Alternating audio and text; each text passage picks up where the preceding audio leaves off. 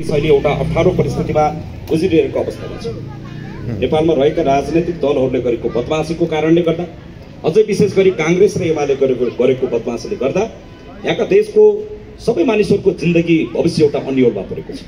एकातर्फ देश अप्ठ्यारोमा परेको छ, अर्कोतर्फ यो देशभित्र बसिरहेका दलितहरू अप्ठ्यारो परिस्थितिसँग बाँचिरहेका छन्। एकछिन देशलाई अप्ठ्यारो पर्दा कति कुसमुकुस हुँदो रहेछ, एकछिन आज काठमाडौँमा नेताहरूले कोठा नपाउँदा कति अप्ठ्यारो हुँदो रहेछ, एकछिन नेताहरूले काठमाडौँमा आज कोठा नपाउँदै गर्दा, एकछिन नेताहरूको घरमा आगो लाग्दै गर्दा आज कति अप्ठ्यारो पर्दो रहेछ, आफ्नो घरमा आगो लगाइदिँदा कति अप्ठ्यारो पर्दो रहेछ। दलितहरूका घरमा आगो लगाउँदाखेरि यी सामन्तीहरूले कुरा बुझ्नु पर्थ्यो कि पर्दैन? यहाँका सामन्तीहरूले, यो समाजका सामन्तीहरूले दलितलाई लखटे गर्दाखेरि, दलितहरूमाथि यो खालको जातीय विभेदहरू हुँदै गर्दाखेरि, दलितहरूमाथि यो खालको उत्पीडनहरू हुँदै गर्दाखेरि यी सामन्तीहरूले कुरा बुझ्नुपर्छ कि पर्दैन? हामी त्यो कुरा बुझाउनलाई तपाईँको ठाउँमा तपाईँहरू लागिरहनु भएको छ। अहिले पनि मलाई यहाँ मिना परियारको भाउजूले अगाडि बसेर भन्नु भएको छ, उहाँले बताइरहनु भएको छ नन्दको हत्या भएको छ, बलात्कार भएको छ, एउटा दलित महिलामाथि हत्या भएको छ, एउटा दलित महिलामाथि बलात्कार भएको छ, एउटा दलितहरूमाथि त्यो खालको जातीय हिंसा भएको छ। दलितहरूलाई यो समाजमा बाँच्न नपाउने गरी, दलितहरूलाई यो समाजमा याँकेर च्यापेर पिँढी पनि छुन नदिएर, सिँढी पनि छुन नदिएर, पानी पनि छुन नदिएर समाजमा दलितहरूलाई फुट पनि दबाएर राखिएको छ। म तपाईँहरू आज यो म्याग्दीको चोकबाट भन्न चाहन्छु, तपाईँहरू कसैले पनि यहाँ उभिएका कोही पनि दलितहरूले सानो मन नगर्नु, खिन्न मन नगर्नु, कसैले पनि कमजोर मन नगर्नु। दलितमाथि यो खालको दमन भइरहन्छ भने, दलितहरूमाथि फेरि यो खालको बलात्कार भइरहन्छ भने ज्यानको बदलामा ज्यान हुन्छ, यो कुरा विचार गर्ने सक्छ। यो कुरा सबले बुझ्ने यहाँ चोकबाट मैले भनिदिएको छु। मिना परिवारको बलात्कार भएको छ, यो बलात्कारको पीडितहरू छुट्यो भने सिडिओ कार्यालय अगाडि छ, सिडिओले कान खोलेर सुन्ने। मान्छे छुट्यो भने सिडिओको कट्ठालो समातेर घिसारेर यहाँबाट गाडीमा हालेर काठमाडौँ ठुल्ठो विचार गर्छ। यो अपराधी छुट्यो भने प्रहरीले मुद्दा बिगारेको छ, मैले बुझेको छु। यहाँको एसपी को बस यहाँ डिएसपी जिल्लामा को हुन्छ, यहाँको डिएसपीले कान खोलेर सुन्ने। मुद्दा बिगारेको छ पुलिसले, मान्छे बेपत्ता भएको छ, 11 महिनासम्म मान्छे हराउँदाखेरि पुलिसले खोज्नुपर्छ कि पर्दैन? पुलिसले हेर्नुपर्छ कि पर्दैन?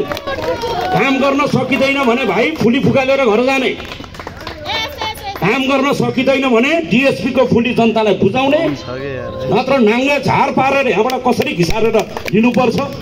हाम्रो बहिनीको बलात्कार भएको छ, मुद्दा बिग्रियो भने, मुद्दा कहीँ कतै बदमासी गरियो भने यहाँको सिडिओ र डिएसपीलाई पहिलाचोटि कारबाही हुन्छ। यो कुरा विचार गर्नु। त्यो कसले बलात्कार गर्यो त्यो अनपढलाई कारबाही हुँदैन, त्यो नपढेको त्यो अनपढलाई कारबाही हुँदैन। जसले कानुन कार्यान्वयन गर्न यहाँ सरकारको मानो खाएर वर्दी लगाएर ढाका टोपी लगाएर जो बसेको छ नि कुर्सीमा, हाम्रो बहिनीमाथि बलात्कार हुँदै गर्दा टुलुटुली हेरेर बस्ने, 11 महिनासम्म मान्छे बेपत्ता हुँदै गर्दा हेरेर बस्ने, हाम्रा आफन्तहरूको जिउ ज्यान तलमाथि हुन्छ भने, यहाँका दलितहरूको जिउ ज्यान तलमाथि हुन्छ भने, मेरा छोरी बहिनीहरूको बलात्कार हुन्छ भने त्यो सिडिओ र डिएसपीलाई पहिला सुरुमा कारबाही हुन्छ। कसैले पनि सानो मन नगर्नु, कसैले पनि सानो मन नगर्नु। आज नभए भोलि हुन्छ, भोलि नभए पर्सि हुन्छ, एक दिन हाम्रै सत्ता आएर पनि हुन्छ, दलितको सत्ता आएर पनि हुन्छ। यो देशको झन्डा र डन्डा हाम्रो हातमा परेको दिन रिटायर भएर घर पुगेको त्यो डिएसपीलाई पनि छोपेर ल्याएर कारबाही हुन्छ। विचार गर्नु।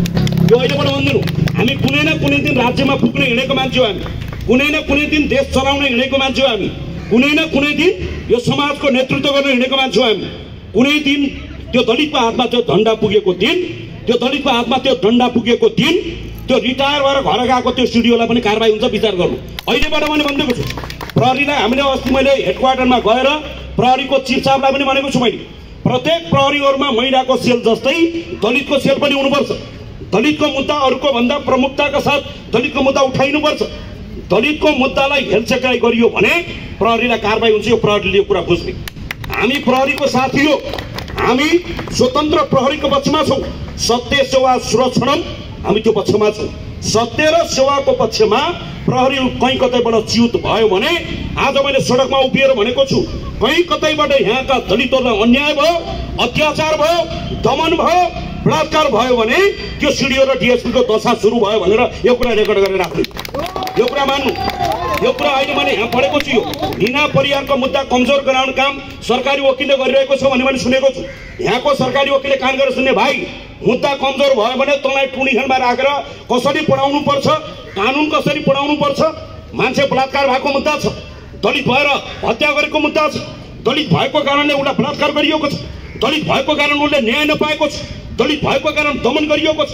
8-9 महिनासम्म मान्छे हराउने बेलासम्म खोजी नीति भएको छैन। यहाँका दलितहरूले यहाँका गरिबहरूले चाहिँ सङ्घर्ष गर्नु परेको छ। मान्छे मरेको मुद्दामा प्रहरीको गेटमा आएर हामीले आन्दोलन गर्नुपर्ने भन्ने हुन्छ। कानुन बिग्रिँदै गर्दाखेरि, राज्य विरुद्धको अपराध हुँदै गर्दाखेरि, सरकारवादी मुद्दा हुँदै गर्दाखेरि सरकार क्रियाशील हुनुपर्छ कि पर्दैन?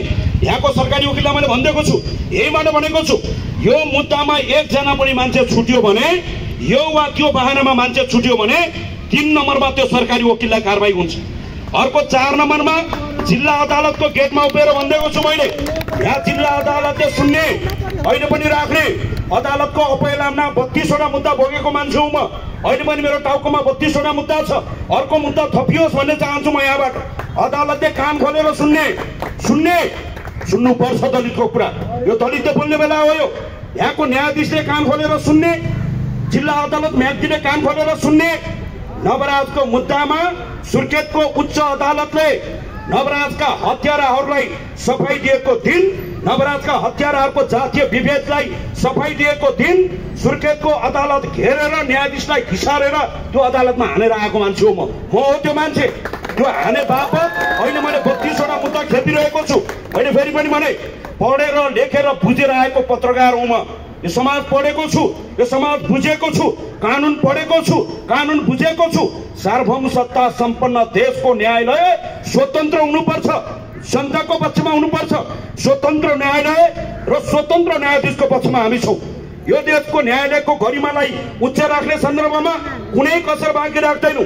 कहीँ कतैबाट कानुन कार्यान्वयन गर्ने थलोमाथि गलत तत्त्वहरू घुसपैठ गरेर, कानुनलाई प्रभाव पारेर, पीडितलाई अन्यायमा पारेर अपराधीहरूको पक्षपोषण हुन्छ भने त्यो कुरा मान्ने छैन। हामी कानुनलाई सघाउन तयार छौँ, हामी कानुनलाई मान्न तयार छौँ श्रीमान। तर कहीँ कतैबाट फेरि पनि कानुनलाई मान्छौँ भन्दै गर्दा, कानुन कार्यान्वयन गर्छौँ भन्दै गर्दा कहीँ कतैबाट दलितहरूको मुद्दालाई दायाँ बायाँ पारियो भने श्रीमान, त्यही श्रीमानलाई श्रीमानकै कुर्सीबाट कठल्लो समातेर घिसारेर टुँडीखेलमा लगेर कारबाही हुन्छ। विचार गर्नु श्रीमान भने भनेको छु। बदमासी भइरहेको छ। हाम्रो मुद्दालाई पहिला सुरुमा प्रहरीले बदमासी गर्छ, त्यसपछि सरकारी वकिलले कमजोर पार्छ, त्यसपछि अदालतले कमजोर पार्छ। जातीय विभेद विरुद्धको छुवाछुत विरुद्धको ऐन 2068 आएको आज वर्षौं वर्ष भएको छ। तर नेपालको कोही पनि अदालतले, नेपालको कोही पनि प्रहरी प्रशासनले जातीय विभेद विरुद्धको ऐनलाई अक्षरशः कार्यान्वयन गरेको हामीले पाएका छैनौँ श्रीमान। कानुन बुझ्नु भएको छैन भने कानुन पढेर आएको एउटा अभियन्ता तपाईलाई कानुन पढाउन तयार छ। कानुन बुझ्नु भएको छैन भने तपाईलाई एक एक कानुनको बुझ अक्षर अक्षर ह्रस्व दीर्घ कमा फुल स्टप तपाईलाई पढाउन तयार भएर आएका छौँ।